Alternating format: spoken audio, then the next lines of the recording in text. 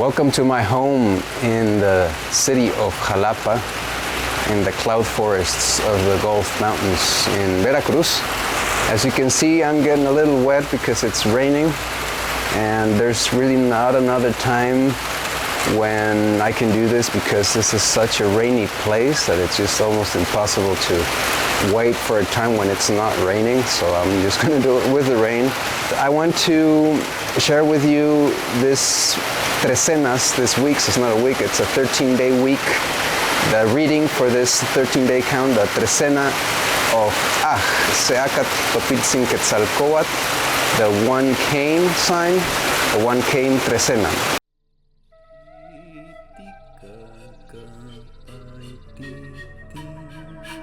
Te convocan al Círculo de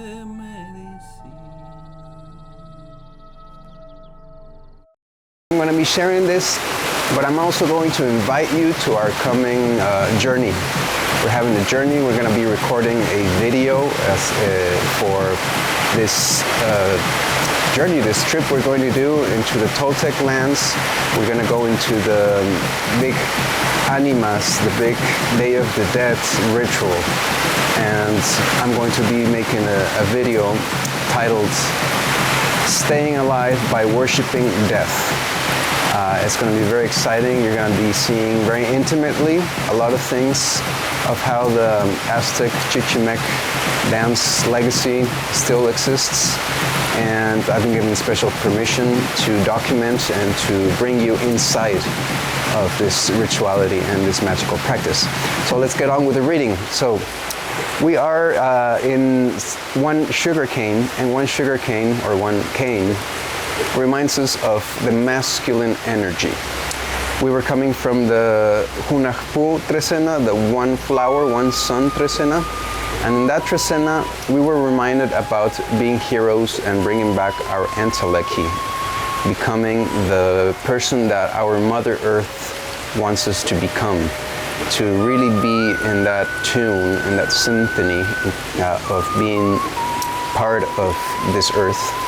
And then that means that we need to change, that we need to heal, that we need to recover our humanity, that we need to recover our entelechy and our capacity to become the heroes that this world needs, and that we need to take responsibility to change the way humanity is living, and that starts by taking responsibility of yourself, by taking yourself out of the slavery system and bringing yourself into a system, creating the new, of forgetting about the old, of not wanting to fight the old.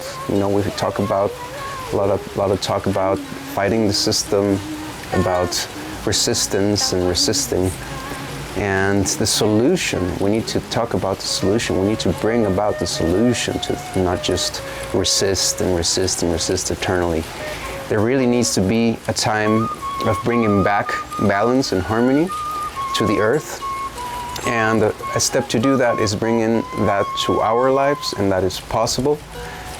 We have a hard time sometimes imagining it, but we need to imagine it.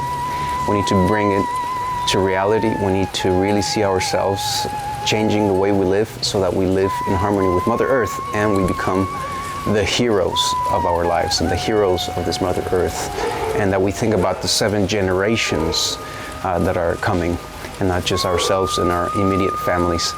So that's what the Hunahpu reminded us of, and now that we're in Hunah, or Se Acatl, we are reminded that there's a polarity to leadership, and that it's very important to have a positive and negative, to have a masculine and feminine energy. It's very important for us to be accompanied by our great hero, our great companion of this mission. If you have that companion, you probably have that companion. You just have to really know who that companion is. We always have a companion. We always have a co-hero, and we always need a co-hero. So Se Acatl, or Hunah, reminds us of us being the hero and us having the leadership of attracting and creating, of the fact that in this duality there needs to be a positive masculine side to this polarity. So this is the masculine energy that we need to come into contact with. And it also reminds us of sexuality and how important it is to practice a healthy sexuality, of how important it is to bring back a sacred sexuality. And I'll tell you right off the bat that a sacred sexuality is not it doesn't come about by having a purist conception of it. It comes about by accepting the earthiness and the darkness that is within our sexual energy.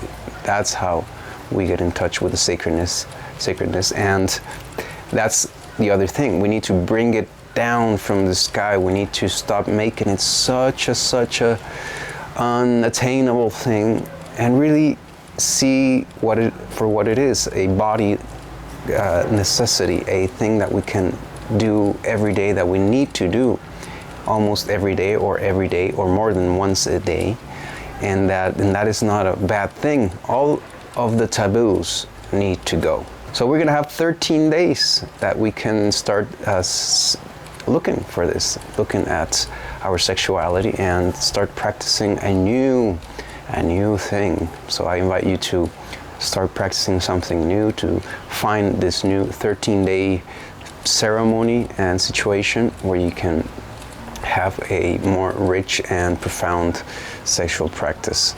It's important to heal. It's also important to use sexuality as a healing method, as a way to heal.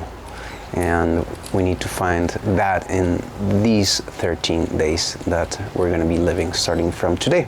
So that's all the news, and please join us in our journey into death, into the story of staying alive by worshiping death, the coming video.